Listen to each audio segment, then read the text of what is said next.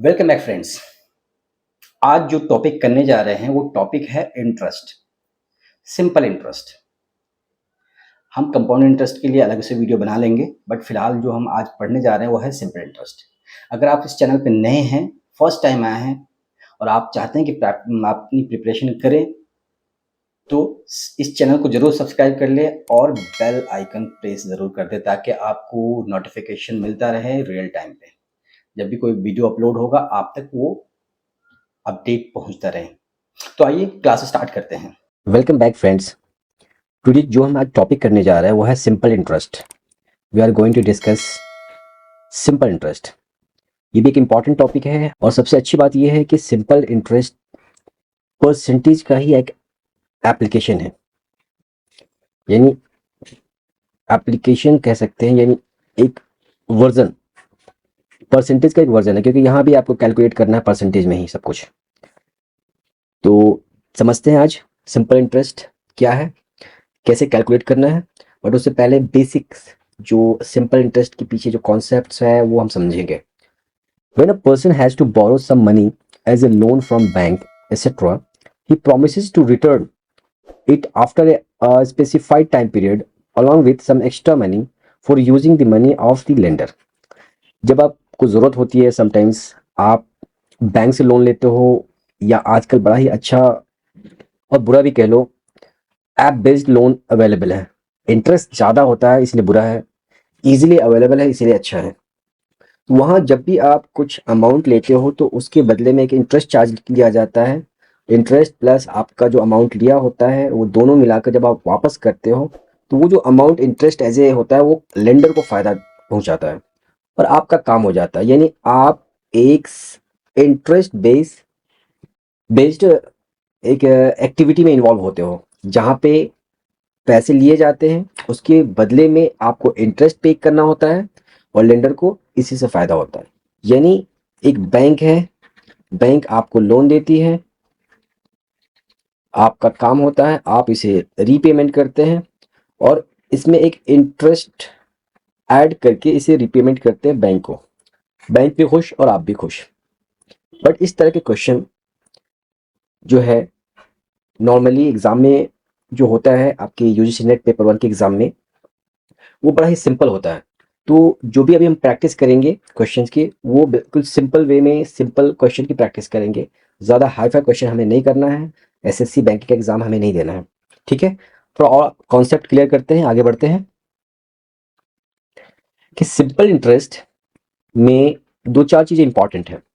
जब आप बैंक से या किसी एनबीएफसी इंस्टीट्यूशन से कुछ अमाउंट बोरो करते हो तो उस अमाउंट को कहा जाता है प्रिंसिपल अमाउंट, ठीक है।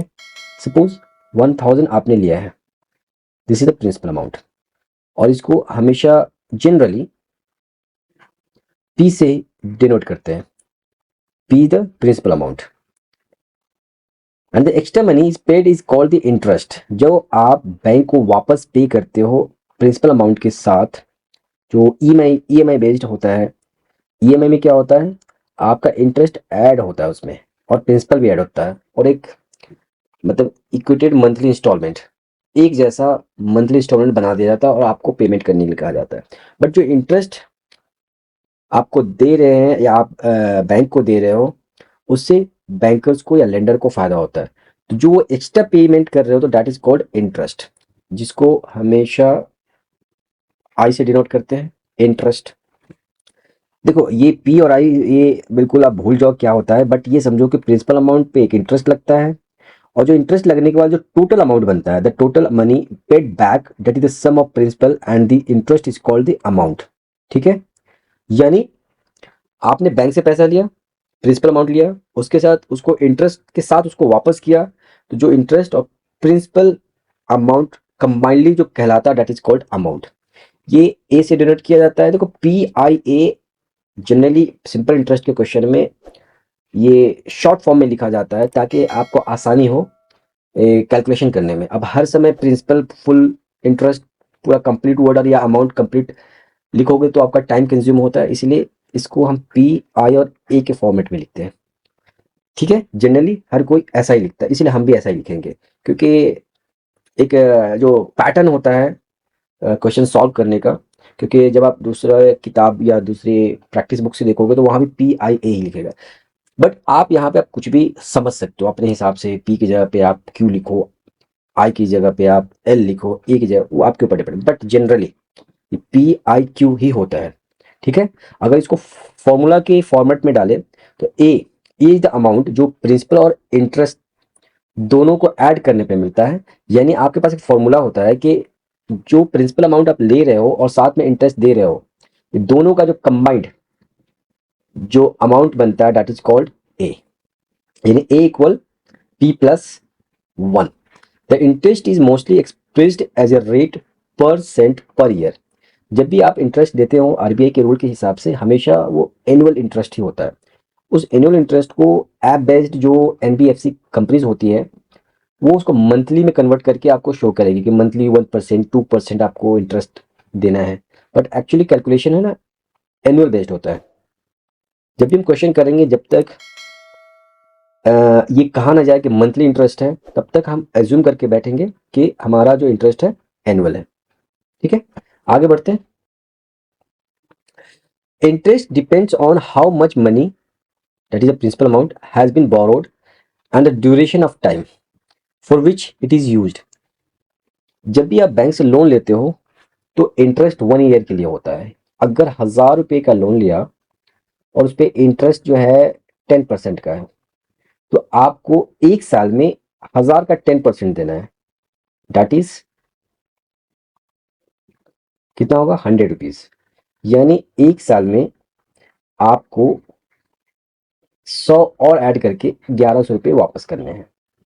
ठीक है, ये एनुअल इंटरेस्ट है। मगर कई बार आप मोर देन 1 ईयर लेते हैं, तो मोर देन 1 ईयर में क्या होता है, हर साल कैलकुलेट करना पड़ेगा। हर साल आप 10% दे रहे हो, इसका मतलब ये हुआ कि हर साल आप 100 रुपीज एक्स्ट्रा पे कर रहे हो एज ए इंटरेस्ट। तो interest is calculated according two mutually agreed rate % per annum. जो भी बैंक या NBFC से आप लोन उठा रहे हो, वो कितने % पे आपको लोन दे रही है, ये आपके और उस ऐप बेस्ड या बैंक के बीच का एक म्यूचुअली एग्रीड रेट होता है, जिसपे आप इंटरेस्ट पे कर रहे हो, तो कितने साल के लिए पे कर रहे हो, तो ये सब एग्रीमेंट में साइन किया जाता है। यानी ओवरऑल हम देखा जाए, हम देखें इसको कि इंटरेस्ट अगर निकालना है या प्रिंसिपल अमाउंट निकालना है या रेट क्या है या टाइम क्या है, इस सबका जो कंबाइंड एक फॉर्मूला जो जनरेट होता है, वो ये होता है। This is I equal P into rate of interest into time. यानी जब भी हम इंटरेस्ट की बात करें तो वो इस फॉर्मूला पे ही सारा कैलकुलेशन होगा। ठीक है, I equal interest, P equal principal amount, R equal rate of interest and T equal time. तो जब भी क्वेश्चन करोगे, प्रिंसिपल अमाउंट दिया होता है, रेट ऑफ इंटरेस्ट दिया होगा, टाइम दिया होगा, आपको इंटरेस्ट निकालना होगा। या ऐसा हो टाइम नहीं दिया हो, इंटरेस्ट दिया हो, प्रिंसिपल निकालना, प्रिंसिपल दिया हो, प्रिंसिपल अमाउंट और रेट दिया होगा। हो सकता है कहीं पर रेट नहीं दिया हो, ये टाइम दिया होगा, प्रिंसिपल अमाउंट दिया होगा, इंटरेस्ट, तो आपको रेट निकालना है। यही होता है कैलकुलेशन। ठीक है, आगे बढ़ते हैं। सिंपल इंटरेस्ट में जो भी बेसिक जो कॉन्सेप्ट है, उसको यहाँ पे ब्रीफ करके लिखा गया है, जो हमें कैलकुलेशन में हेल्प करेगा।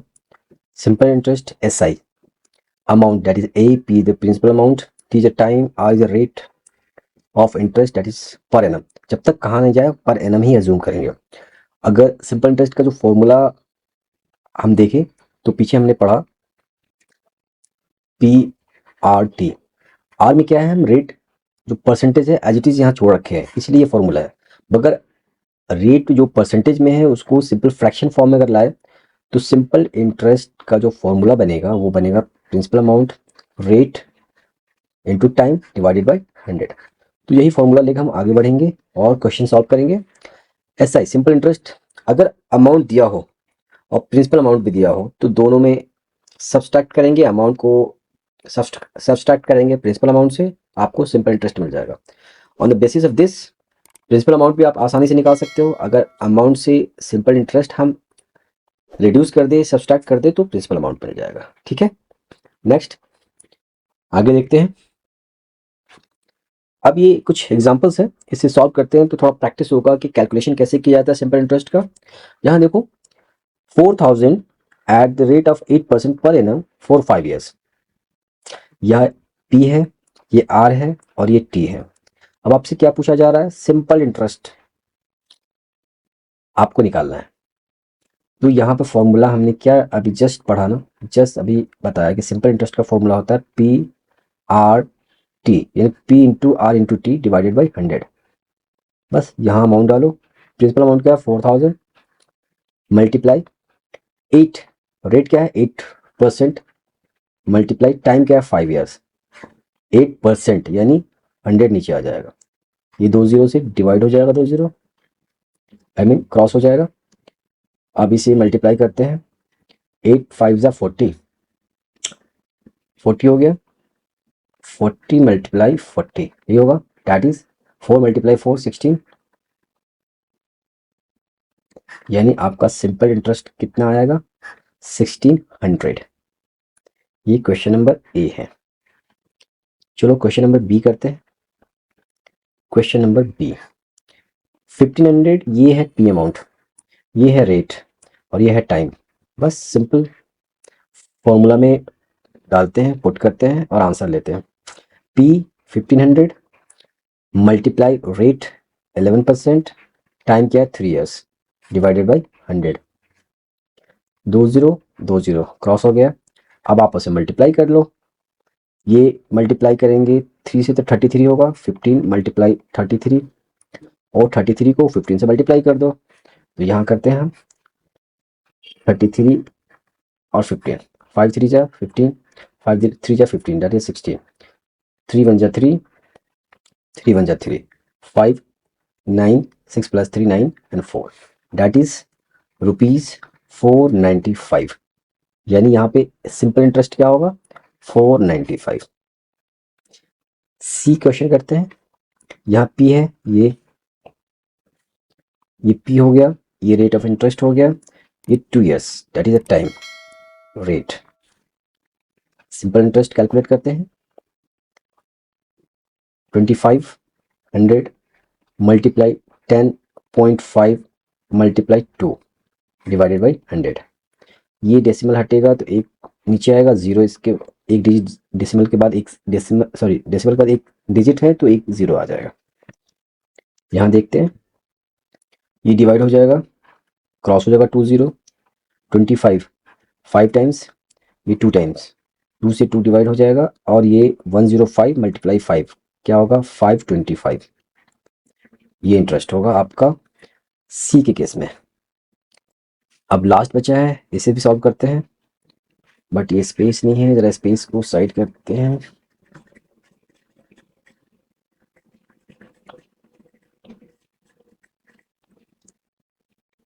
सॉल्व करते हैं।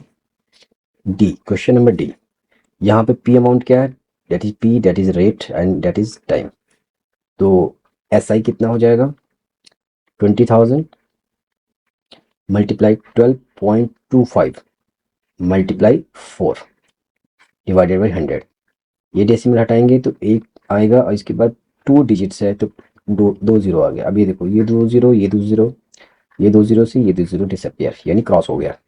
अब ये आपस में जो भी नंबर है इसे मल्टीप्लाई कर लो, 4 8 हो जाएगा, यानी 1225 मल्टीप्लाई 8, ये आपस में मल्टीप्लाई करके लिख लो आप। 8 5 जा 44, 8 2 जा 16 20, 8 2 जा 16, 2 18 और 8 प्लस 1 9, यानी आपका जो इंटरेस्ट हुआ 9800 रुपीज़ फॉर 4 ईयर्स, यानी 4 साल में आपको इंटरेस्ट यहाँ 9800 देना है। बिल्कुल सिंपल कैलकुलेशन है, एक फॉर्मूला है, इस फॉर्मूला पे बस आप लगाते जाए और आंसर मिलता जाएगा। Simple interest. Let's move for the question number 2। Find the simple interest in the following case. P amount, rate दिया हुआ, टाइम भी दिया हुआ है। इसे सॉल्व करते हैं। Simple interest P into R into T divided by 100। P, what is the amount of P? 800. What is the rate? That is 5%. And what is the time? That is 2 years divided by 100. 20 crossing 20. 8 5 into 2, 5 2 जा 10 और 8 that is 80 rupees.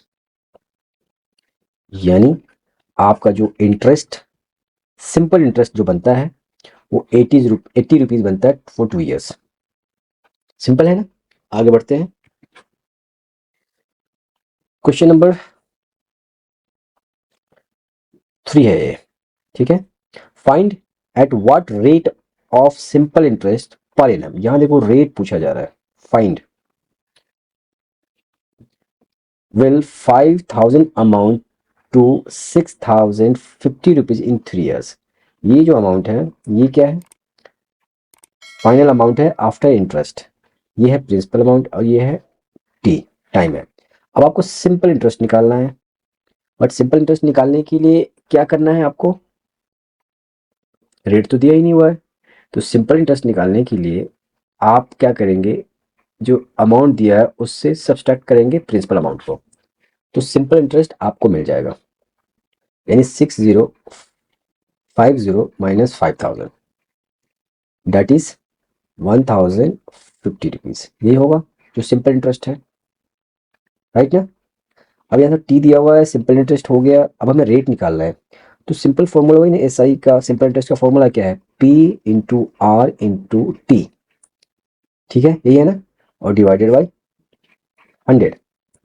यहाँ पे S I दिया हुआ है but are नहीं है हमारे पता, तो आर को ऐसे ही रहने देते हैं, आर यहाँ पे ऐसे ही रहने देते हैं और इस फॉर्मूला को थोड़ा रीअरेंज कर लेते हैं। जब ये रीअरेंज करेंगे तो ये इससे मल्टीप्लाई हो जाएगा, एस इंटू आई इंटू 100, और ये पी और टी है इसके नीचे आ जाएगा। ये जब भी इक्वेशन होता है लेफ्ट और राइट में, उसमें इसी तरह का कैलकुलेशन होता है, मल्टीप्लिकेशन। यानी यहाँ ऊपर में आर है, आर को अगर एक साइड लेफ्ट साइड में ले जाए तो बाकी अरेंजमेंट इस तरह से हो जाएगा, नीचे वाला ऊपर जाएगा और जो ऊपर होगा वो इसके नीचे आ जाएगा, यानी डिनोमिनेटर में आ जाएगा। तो आर तो हमें निकालना है, तो आर तो हमने बाहर कर दिया है, तो ये पी इंटू टी नीचे आ जाएगा। अब देखो हमने कितना निकाला है, 1050। ये सिंपल इंटरेस्ट है, इसको 100 से मल्टीप्लाई करेंगे और डिवाइड करेंगे P, P is the principal amount 5,000 into T time, ठीक है। ये 2 जीरो से ये 2 जीरो गया और 1 जीरो से ये 0 गया, 5 से गया 21 टाइम्स और 3 से गया 7, यानी आपका रेट ऑफ इंटरेस्ट क्या होगा, 7% है। निकल गया। कितना आसान है। नहीं समझ में आए फिर से रिवाइंड करके देखो, आपको समझ में आ जाएगा, ठीक है। नेक्स्ट क्वेश्चन करते हैं। Question number 4, a sum amounts to rupees 4,875 at 12.5% simple interest per annum after 4 years. Find the sum। यहाँ sum का मतलब प्रिंसिपल अमाउंट, और ये जो अमाउंट दिया हुआ है ये आफ्टर इंटरेस्ट के बाद जो अमाउंट आएगा वो है, ये रेट ऑफ इंटरेस्ट है और ये टाइम है। तो यहाँ पे प्रिंसिपल पी नहीं हमें पता है, वो एक्चुअली निकालना है हमें। यहाँ पे अमाउंट दे रखा है, अब देखते हैं सॉल्व कैसे करते हैं।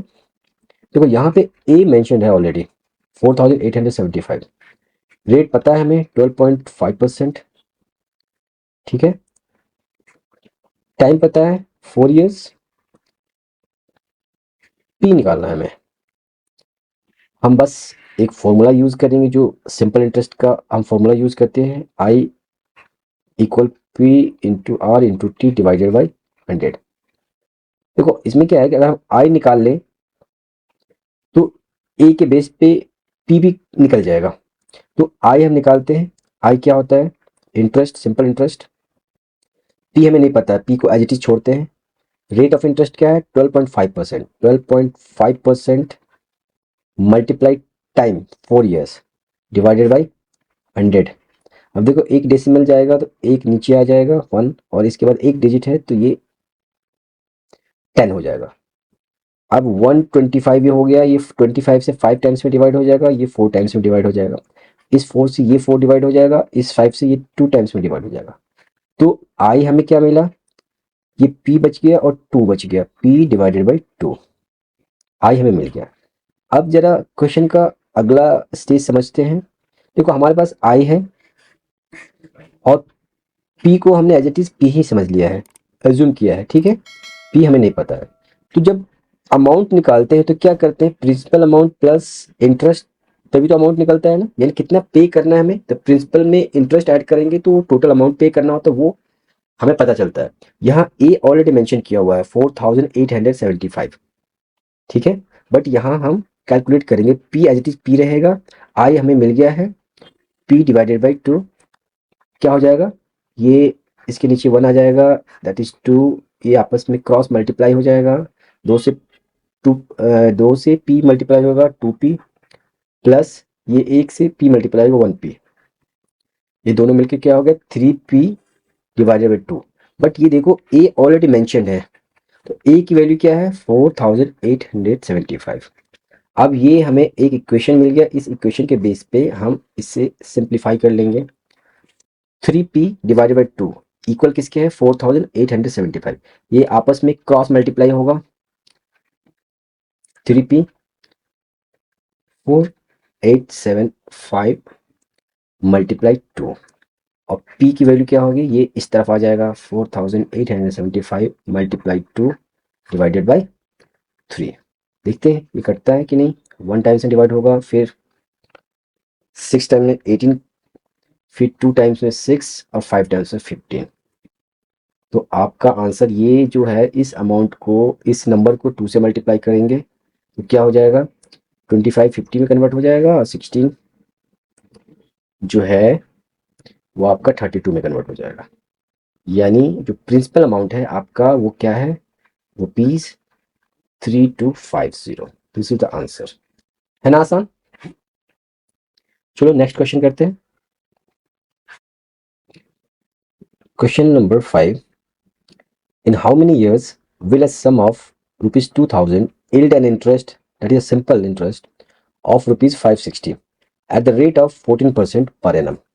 यहाँ देखो principal amount, interest and rate, आपको क्या पूछ रहा है, how many years, that is a time, तो p equal 20,000, interest already mentioned है, दैट इज रुपीज 560, रेट पता है हमें 14%, और हमें टाइम निकालना है, तो वही फॉर्मूला आप लगाओ हमेशा की तरह, I equal P R T divided by 100।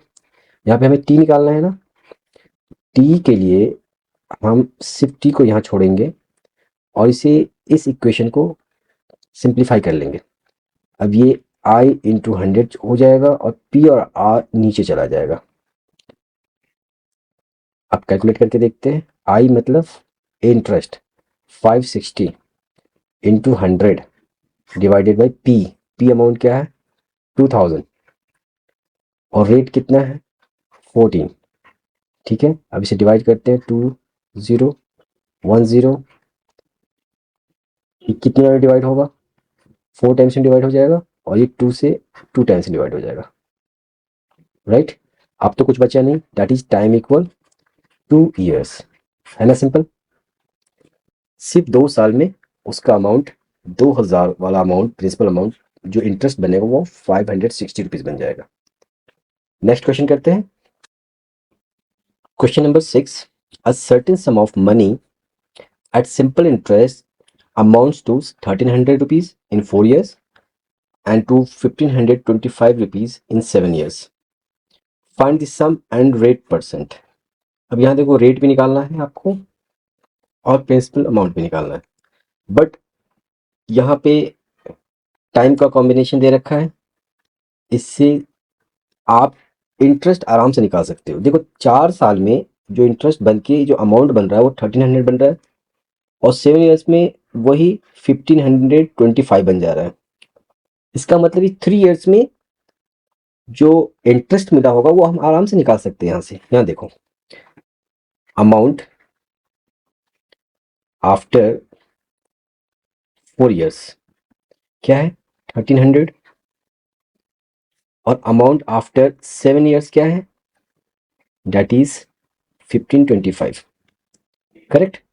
इसका मतलब इन 3 सालों में कुछ इंटरेस्ट बढ़ा है ना, वही इसमें ऐड हुआ होगा, तो 3 years का इंटरेस्ट हमें आसानी से मिल जाएगा। इंटरेस्ट ऑफ 3 years वो क्या होगा, अगर 1525 से 1300 सब्सट्रैक्ट कर दे, डिडक्ट कर दे, तो जो अमाउंट बचेगा, अमाउंट कितना बच रहा है 225। ये 3 इयर्स का इंटरेस्ट होगा तभी तो ऐड हुआ होगा ना।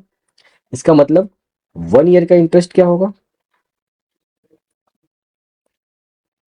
1 ईयर का इंटरेस्ट क्या होगा, 225 को 3 से डिवाइड कर दो, क्योंकि ये 3 इयर्स का इंटरेस्ट है, तो 1 ईयर का इंटरेस्ट, 1 ईयर का इंटरेस्ट क्या होगा, that is 225 divided by 3, that is the ₹75। यानी एक साल में इंटरेस्ट जो बन रहा है वो 75 रुपीज बन रहा है। अब इस इंटरेस्ट के अमाउंट के बेस पे हम रेट भी निकालेंगे और प्रिंसिपल अमाउंट भी निकालेंगे। अब ये देखो, ये 1300 रुपीज जो अमाउंट बन रहा है इंटरेस्ट के बाद 4 इयर्स में, यानी अमाउंट निकालने का जो फॉर्मूला है वो क्या होता है, प्रिंसिपल प्लस इंटरेस्ट, यही होता है ना।